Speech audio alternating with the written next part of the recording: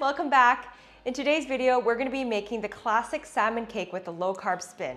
And I'll also be showing you how I make my homemade tartar dipping sauce to go along with it. This is a quick and easy lunch recipe that's delicious, nutritious, and full of flavor. Salmon is high in protein, it's rich in omega-3 fatty acids, and it's great for your hair, your skin, and your nails. And it's basically one of the healthiest foods that you can eat. I'm using canned salmon today, but this recipe also works great with leftover cooked salmon. This recipe also does freeze well if you want to make it ahead of time. If you're new to my channel, my name is Alice, and my channel is all about living a healthy and sustainable lower carb lifestyle. So let's go over the ingredients and get started. I have 1 can of salmon that I'm just going to open up and drain. This is wild sockeye salmon, but Atlantic salmon will work as well. And like I mentioned earlier, leftover cooked salmon will also do.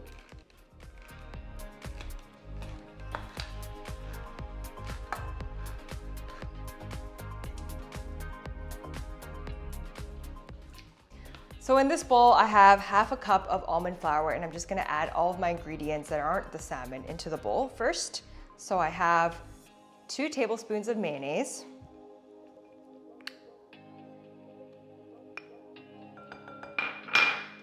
1 egg,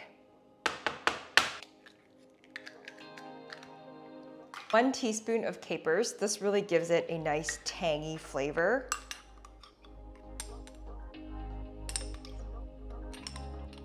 I have half a teaspoon of fresh lemon juice, which also really complements the salmon.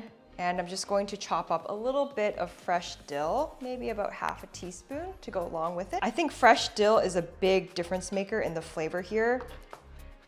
It just makes the salmon sort of come to life. And I love the taste of fresh dill. You can also use fresh parsley as well. Something about dill that I really like. Going to add a little bit of black pepper to taste, just about a pinch. I find that the recipe doesn't really need salt because the salmon already has natural salt in it, but to each is your own.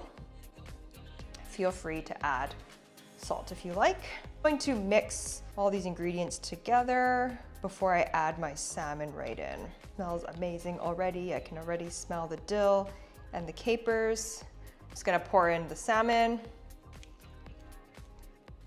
Give this all a nice mix until it's fully combined. It'll take about 30 seconds or so.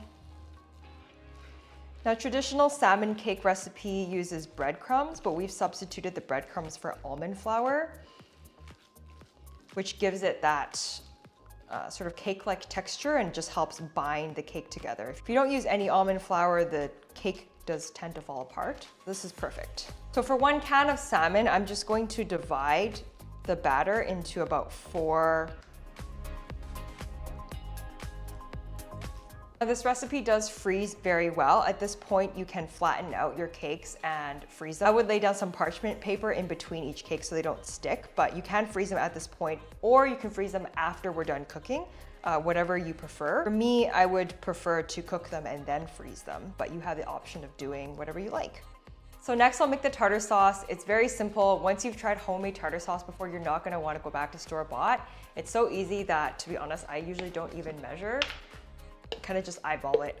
So it's about 2 tablespoons of mayonnaise. Again, it's a very flexible recipe, so feel free to add more mayo if you want more. Can't open this. Where's your husband when you need him? Next, we have some dill pickles. I'm just going to take about, whoa, that's a gigantic one. I'm probably gonna take about half of this, or even like a third. Yeah. Dill pickles work best for this recipe compared to regular pickles.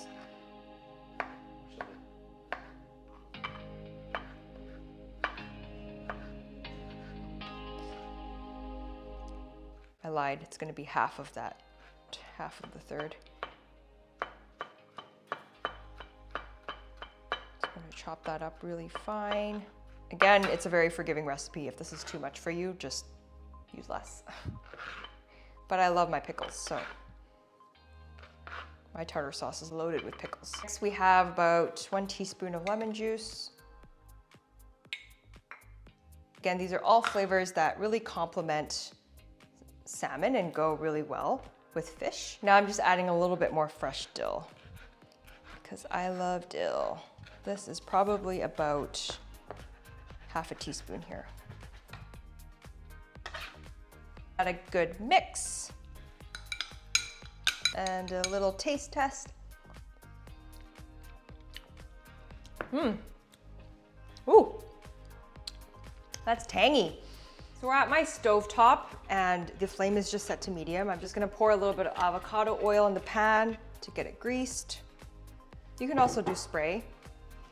Spray works fine as well. Now once the oil is hot, I'm just going to put in my salmon cakes. I just wanna try to form it into a bit of a circle. Careful not to burn your fingers.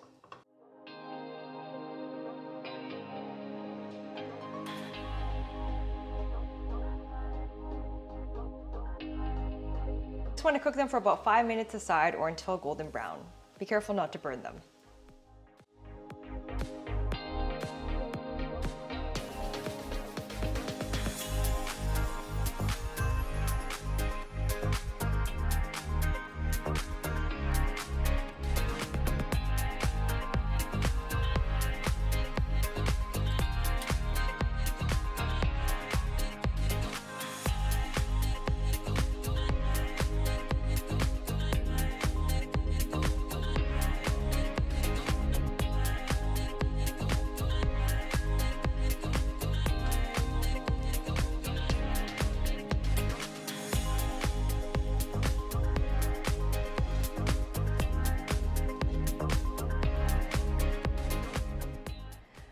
Okay, my salmon cakes are done. They cooked for about 4 to 5 minutes per side, and you can see that they got a really nice crusty golden brown color on the outside. I put my tartar sauce right on top. It's going to dig right in.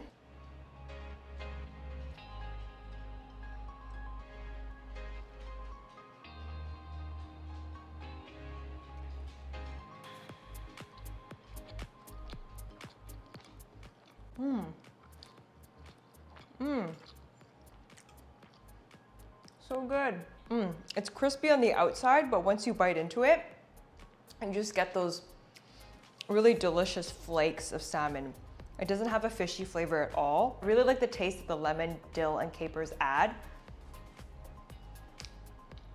It's just very tangy. The dish is still light,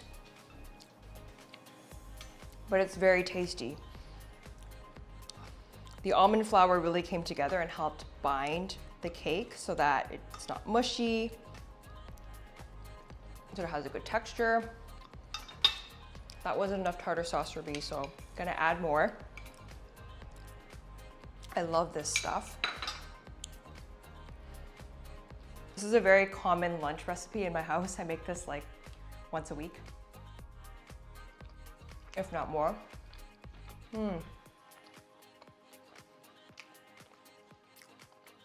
That's good.